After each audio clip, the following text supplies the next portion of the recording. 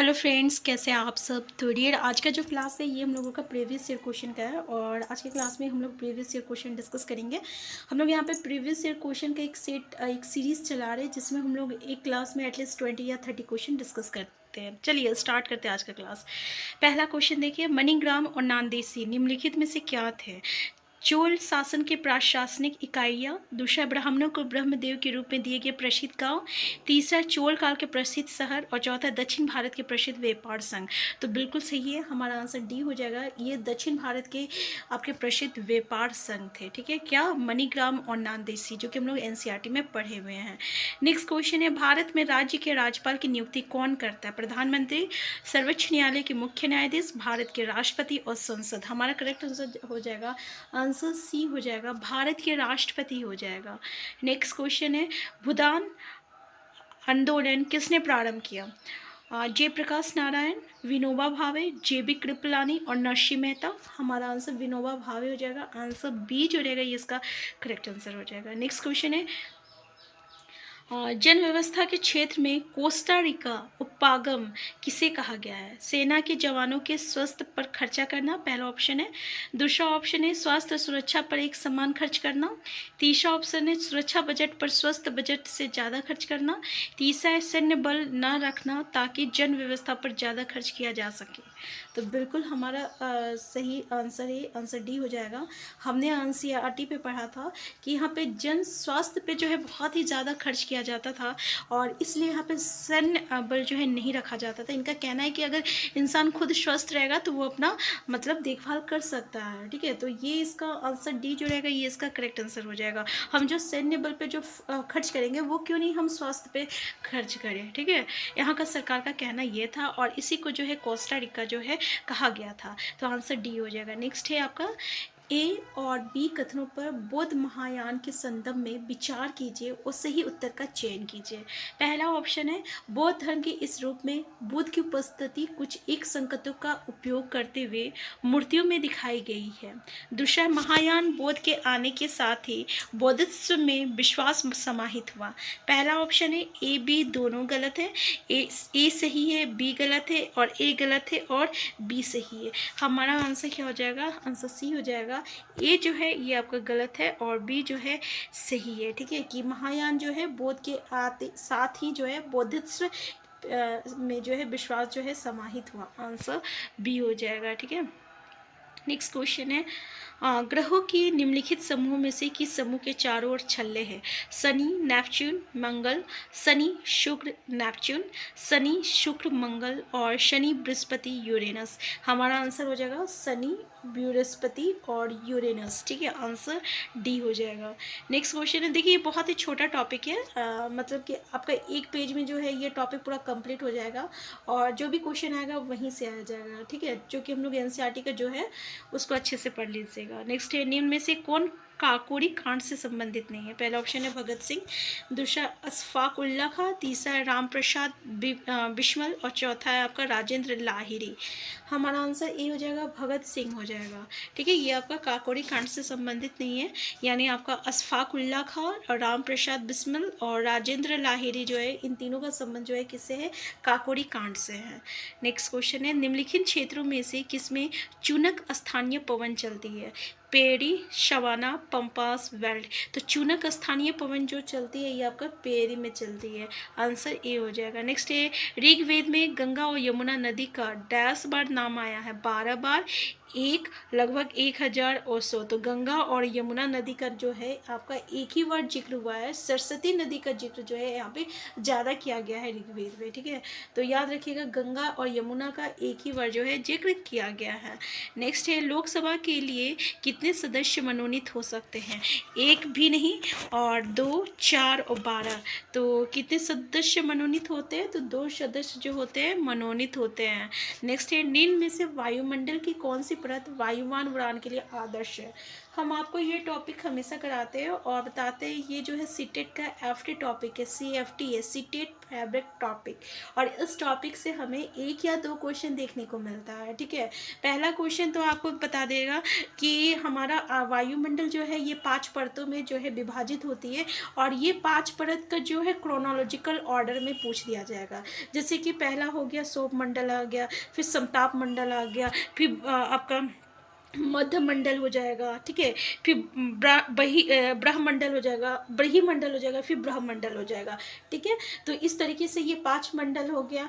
अब यहाँ से पूछा गया है आपका कि क्वेश्चन आता है कि कौन सा मंडल में जैसे कि वायुयान उड़ाने के लिए आदर्श होती है, तो ये आपका समताप मंडल होती है। और इसीलिए इस मंडल से जो है मौसम संबंधी जितनी भी घटनाएं होती है ना, ये मुक्त होती है, यानी मौसम संबंधी कोई भी घटना जो है आपका समताप मंडल में नहीं घटता है। इसलिए ये मंडल जो रहती है ना आपका वायु उड़ान उड़ाने के लिए जो है आदर्श मानी जाती है, ठीक है। फिर बाकी जो हमारा शुभ मंडल है, पूछा जाता है कि मौसम संबंधी कौन सी घटनाएं होती है, तो ये आपका क्षोभ मंडल में होती है। इस तरीके से बहुत सारे क्वेश्चन जो है हमारे 4-5 क्वेश्चन, एटलीस्ट 7-8 क्वेश्चन जो है पूछा जाता है, ठीक है। जैसे कि यहाँ पे आयन मंडल किस मंडल में ही उपस्थित होती है, ये भी क्वेश्चन पूछा जाता है, कमेंट बॉक्स में ज़रूर बताइएगा। इसके अलावा पूछा जाता है कि रेडियो संचार के लिए कौन सी मंडल जो रहती है उपयुक्त होती है। फिर आपका मेटोराइट, इसको हिंदी में क्या कहते हैं मेटोराइट को, हाँ, वो जैसे ही वो मंडल में आता है ना, तो वो उल्का पिंड, हाँ सॉरी, उल्का पिंड जो है किस मंडल पे आते ही जल जाती है। इस तरीके का जो है क्वेश्चन यहाँ पे पूछा जाता है, ठीक है। तो नेक्स्ट ये भी कुछ क्वेश्चन पूछा जाता है कि ये जो ओजोन लेयर है ये किस मंडल में आपका उपस्थित रहती है, क्योंकि पता है ना ओजोन लेयर क्या होता है। ये ओजोन लेयर जो रहता है ना, ये जो हमारा मतलब कि सूर्य की जो रोशनी होती है ना, उसमें एक हार्मफुल गैसेस होता है जिसको हम लोग क्या कहते हैं, इंफ्रारेड कहते हैं। ये इंफ्रारेड जो रहता है ना बहुत ही आपका हानिकारक रहता है। तो ये जो ओजोन लेयर रहता है ना, ये जो ओजोन लेयर रहता है ना, ये जो इंफ्रारेड को क्या करता है अपने में ट्रैप कर लेता है और उसको धरती पे नहीं आने देता है। अगर यही ओजोन लेयर नहीं रहता ना, तो फिर ना ये मतलब कि ये जो इंफ्रारेड है ये हमारी स्किन के लिए, फिर प्लांट और एनिमल्स के लिए, सबके लिए बहुत ही हानिकारक होती है, ठीक है। तो ये भी क्वेश्चन जो है पूछा जाता है कि ओजोन लेयर किस मंडल में आपका उपस्थित होती है। देख सकते हैं ये एक छोटी सी टॉपिक है, जो टॉपिक को हम कई बार करा चुके हैं आपका। अगर आप अभी तक नहीं देखे ना, तो आप हमारे चैनल में जाके देख सकते हैं। और बस ये एक पेज का टॉपिक है, ठीक है, बहुत ही छोटी सी टॉपिक है, लेकिन ये टॉपिक बहुत ही इंपॉर्टेंट है, इसको ज़रूर से ज़रूर करके जाना, ठीक है। तो हमारा आंसर क्या हो जाएगा आपका, वायुमंडल की कौन सी परत वायुयान उड़ाने के लिए आदर्श होती है, ये आपका समताप मंडल होता है, आंसर ए हो जाएगा। नेक्स्ट है, समय क्षेत्र पर दिए गए ए, बी और सी कथनों पर विचार कीजिए और सही उत्तर का चयन कीजिए। ए बोलता है कुछ देशों का देशांतरीय विस्तार अधिक होता है, जिसके कारण वहाँ एक से अधिक मानक समय अपनाए गए हैं। दूसरा है, पृथ्वी को एक एक घंटे वाले 24 समय क्षेत्रों में बांटा गया है। तीसरा है, प्रत्येक समय क्षेत्र 15 डिग्री देशांतर तक के क्षेत्र को घेरता है।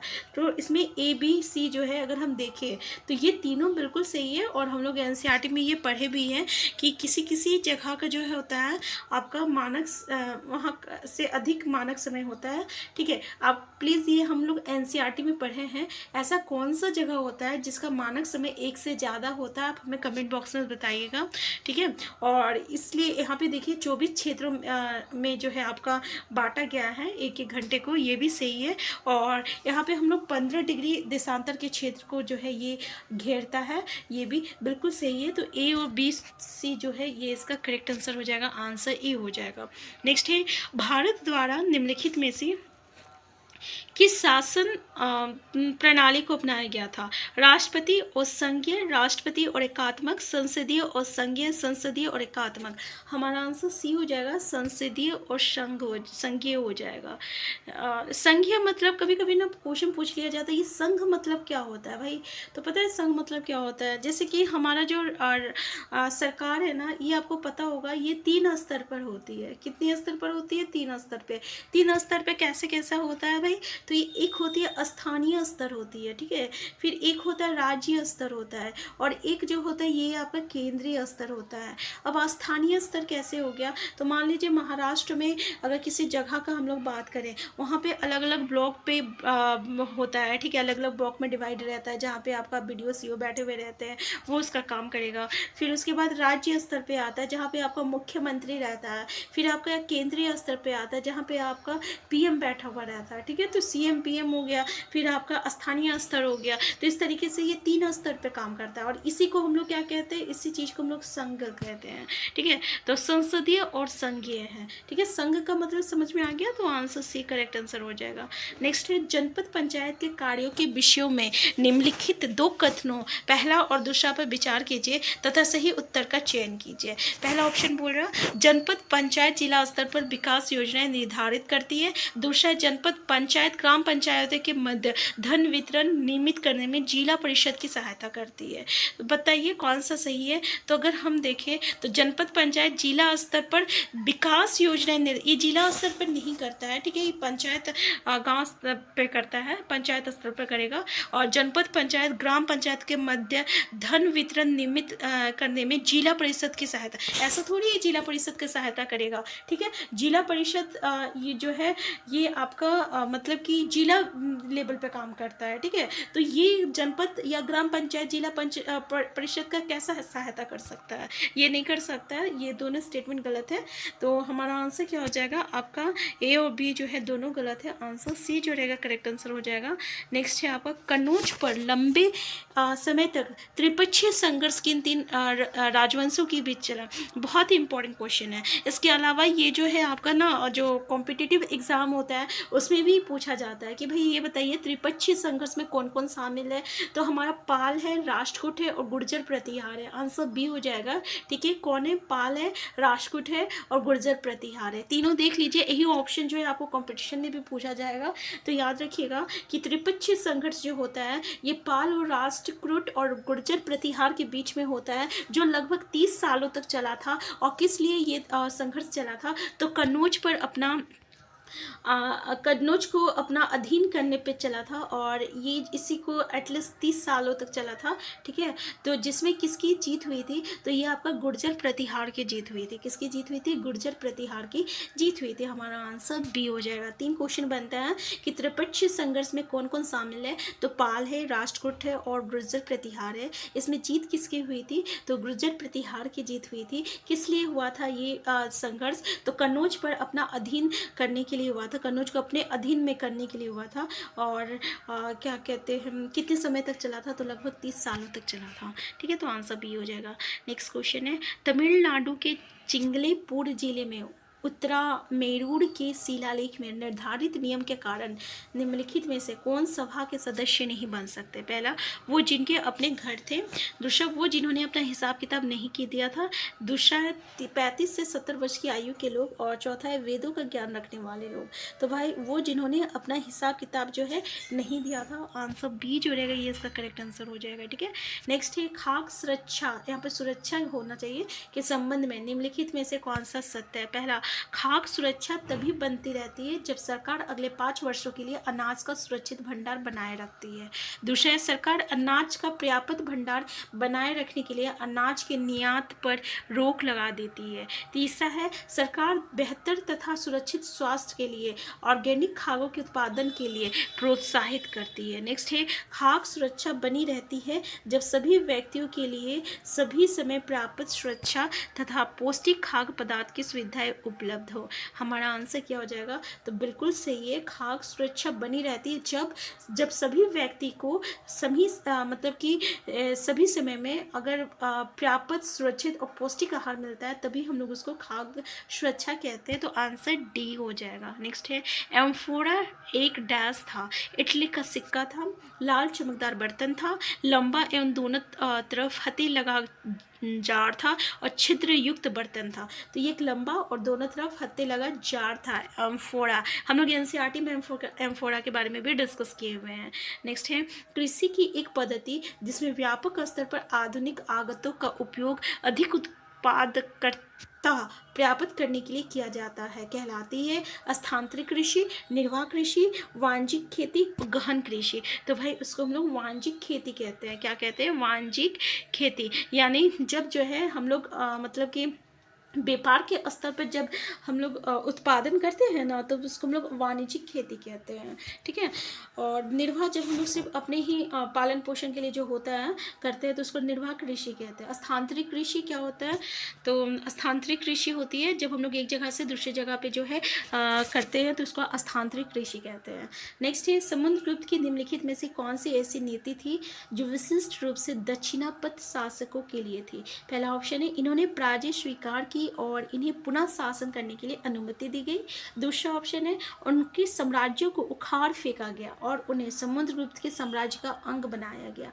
तीसरा ऑप्शन है इन्होंने समुद्रगुप्त की अधीनता स्वीकार की और अपने पुत्रियों का विवाह उससे किया। नेक्स्ट है ये उपहार लाते थे, उसके आदेशों का पालन करते थे और उसके दरबार में उपस्थित होते थे। तो देखिए क्या बोल रहा है, समुद्रगुप्त की निम्नलिखित में से कौन सी ऐसी नीति थी जो विशिष्ट रूप से दक्षिणापथ शासकों के लिए थी? तो इन्होंने पराजय स्वीकार की और इन्हें पुनः शासन करने के लिए अनुमति दी गई। तो बिल्कुल सही बात है कि जितने लोग थे वो अपना पराजय स्वीकार कर लिए, और जब ऐसा हुआ तो ये समुद्रगुप्त जो थे इन्हें पुनः शासन करने के लिए अनुमति दे दिए थे। ठीक है, तो आंसर ए जो रहेगा करेक्ट आंसर हो जाएगा। तो आज का क्लास हम यहीं तक रखते हैं। आपको क्लास कैसा लगा प्लीज़ बताइएगा, और हम ऐसे ही जो है आपका जितने भी प्रीवियस क्वेश्चन है 2000 के बाद लेके 2025 तक 24 तक का सारे प्रीवियस ईयर क्वेश्चन डिस्कस करेंगे। इसके अलावा हम लोग देखेंगे 16, 17, 18। ठीक है, अगर होगा तो यहाँ का भी हम लोग क्वेश्चन डिस्कस कर लेंगे, लेकिन फिलहाल हम लोग जो है 2000 से लेकर 2024 तक का जो है प्रीवियस ईयर क्वेश्चन यहाँ पर डिस्कस कर रहे हैं। ये 2023 का है। ठीक है, 2023 का प्रीवियस ईयर क्वेश्चन है। तो हम फिर मिलते हैं नेक्स्ट क्लास में। चैनल में नए हैं, चैनल को सब्सक्राइब कर लीजिएगा। वीडियो हेल्पफुल होगा तो लाइक शेयर करना मत भूलिएगा। Thank you.